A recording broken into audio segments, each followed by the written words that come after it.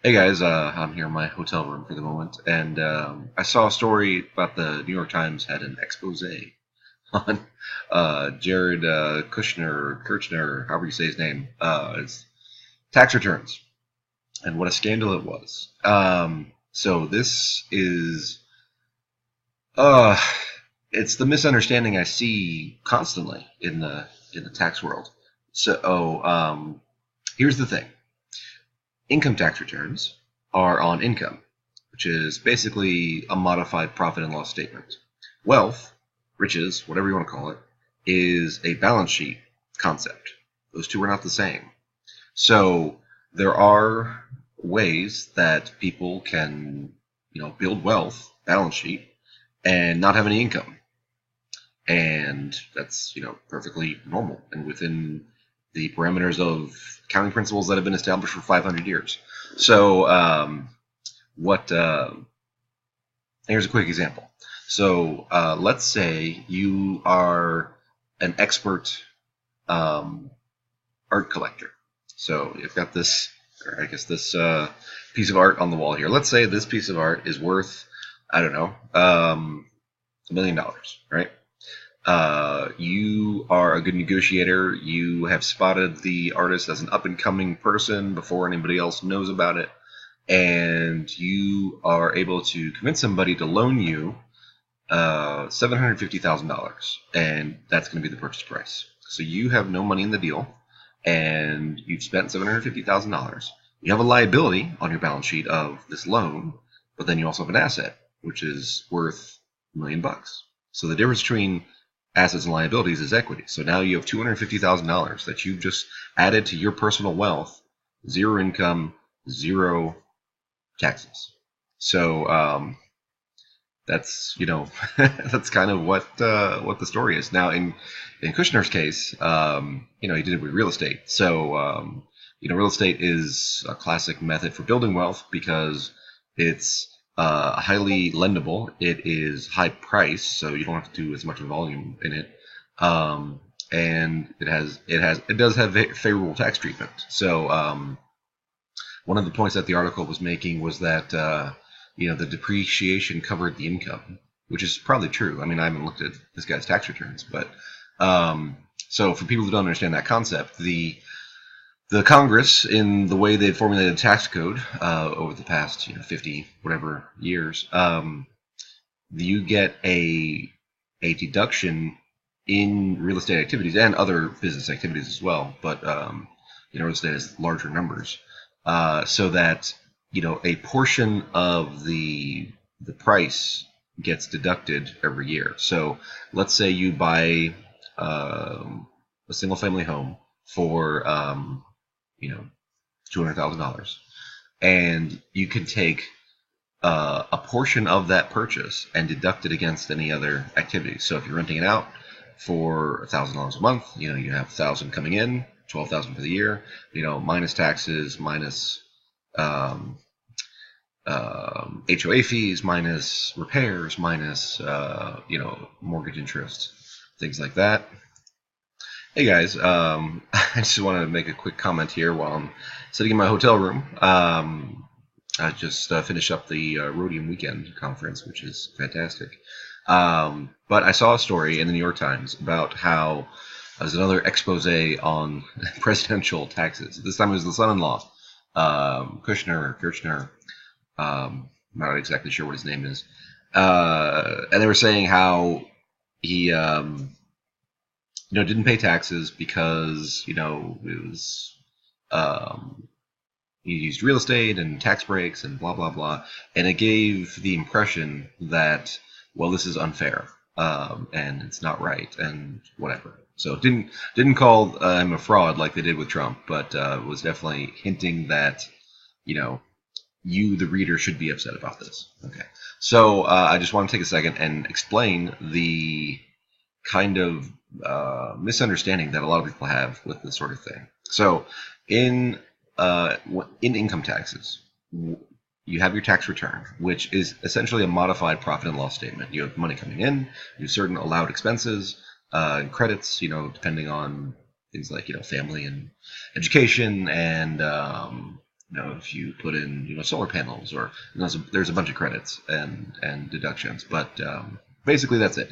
Income, expenses that are allowed, net income for the year, and then tax based on that. Okay, so that's not what wealth is. So wealth, riches, whatever you want to call it, is a balance sheet concept. The balance sheet is your assets minus your liabilities. It has nothing to do with income. Income can affect it, but not necessarily. So it depends on what you're doing. So just quick example. So we've got this this artwork on the wall here, and let's say you are an avid art collector. You're really good at identifying underpriced art, and you're good at negotiating with the artist and whatever else. So let's say this piece right here is worth $1 million. You find it first, you negotiate with the artist and what have you, and you get an agreement to buy it for $750,000. So you don't have $750,000, or you don't want to spend it, so you go out to a lender in the art world and borrow $750,000. So the lender's willing to do it because it's worth $1 million. So if you don't make your payments, they'll just take the piece of art. And so now your income is nothing because you haven't sold anything. The loan is not income because it's a loan. You have to pay it back. And then you acquired an asset worth $1 million, and you have a liability of $750,000 in the loan. So your equity, your wealth in the situation is $250,000. So, yeah, that would be a way to develop, build your wealth and pay zero taxes perfectly legitimately. So, in Kushner's case, it seemed to be they were talking about real estate, and real estate has additional advantages that is common in capital equipment kind of stuff. So part of the tax code, whether after the Trump reform or before, is the same story. Some numbers changed. When you acquire capital assets for your business, whether it's real estate or equipment or a manufacturing plant or computers or whatever, giant lists of possible assets, you can depreciate them over time. And what that means is you take a portion of the purchase and cut it up depending on what it is and what its lifetime will be, and take that cut, and it's a deduction each year. So let's say you buy a house for $200,000, single family home, kind of average price in the US, and you decide to rent it out. Okay, so let's say it rents for $1,000 a month, or $12,000 a year, and you're going to have certain operating expenses with that. You're going to have property taxes. You're probably going to have a mortgage interest. You might have an HOA, homeowner association dues. You might have some repairs to do. You might be paying a real estate manager or real estate agent, commissions to find new tenants. There's a big long list of expenses you might have. So you have those cash expenses, and that's going to subtract from your income.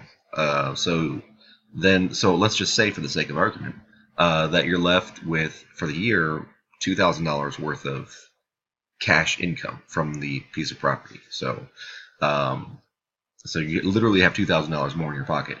But then you have depreciation. So the purchase price of that house is cut up into, for simple numbers, 1/27th of the purchase. So if you put $200 into it, your deduction is going to be $7,000 a year. So you have cash, $2,000 in your pocket. On a tax basis, because of depreciation, you're actually at minus $5,000. So you have zero taxable income. You actually have negative taxable income, which could offset other things that you might have or roll over to the next year. And you're not going to pay any income taxes on it. So because real estate is so easily leverageable in that you can get people to lend you money for buying houses, then it's very common for real estate on a tax basis to run either very close to zero or negative, and effectively you're not paying any income tax on it. And that is, if you ever read Rich Dad Poor Dad, that's a big part of his strategy. So depreciation is not a cash expense, but it is a tax expense. And a lot of times I call it tax magic. So the point of the article seemed to be, at least from what I read it, is that you, the reader, should be really upset about this, and it's unfair and whatever else. And they didn't call him a fraud like they did with Trump, but it was definitely in that same ballpark. It's trying to stir up some envy. So, the part that bugs me about it is like, yes, maybe this guy had, connections through his family. Maybe he had easier lending. Could be. I don't know. But the point is, these are very basic tax strategies that are available to everybody. So if you are in the business of providing capital assets to other people, like renting out houses, or if you put your car on Turo and rent out your car to other people, or you're driving for Uber, or you, I don't know, have a leasing program for tools, let's say, all different kinds of business activities. Part of the incentive to do that is that the tax code is written in such a way that you can depreciate things over time. And with the Trump tax reform, the Tax Cut and Jobs Act, they changed some things so that you can depreciate a large amount of things 100% the first year, which is really, really interesting. So the rationale was that they're trying to encourage investment in capital assets. So if you are, let's say you're Coca-Cola and you want to build a new bottling plant. Well, under the old rules, before the Tax Cut and Jobs Act, or the Trump tax reform, you had to stretch that over a very long time. And under the new rules, you could take at least portions of that and expense it all in the first year through bonus depreciation.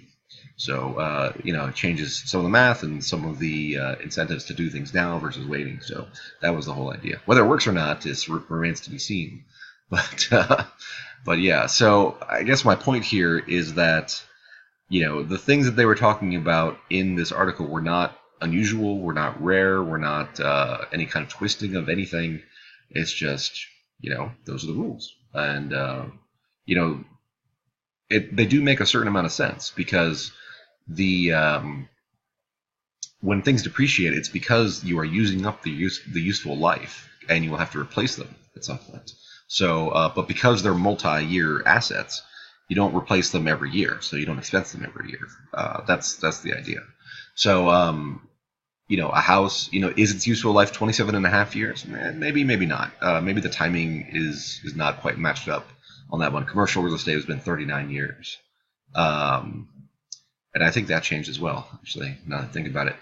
Foreign real estate is depreciated at 40 years schedule, so I don't know why foreign real estate would be different, but maybe they're just trying to encourage more domestic investment rather than foreign investment. So yeah, I mean, the normal asset life for a computer is 5 years, which might be kind of close. I think if I remember off the top of my head correctly, they had mobile phones at 7 years, which makes no sense, or telephone equipment at 7 years, which is just insane at this point. Maybe that was true when that statute was created, but not anymore. People go through phones quite rapidly these days. So yeah, there's some arbitrage to be made there on, is the tax life equal to the real life? And, if the real life is longer, then you are getting a tax advantage up front when you depreciate it faster than that.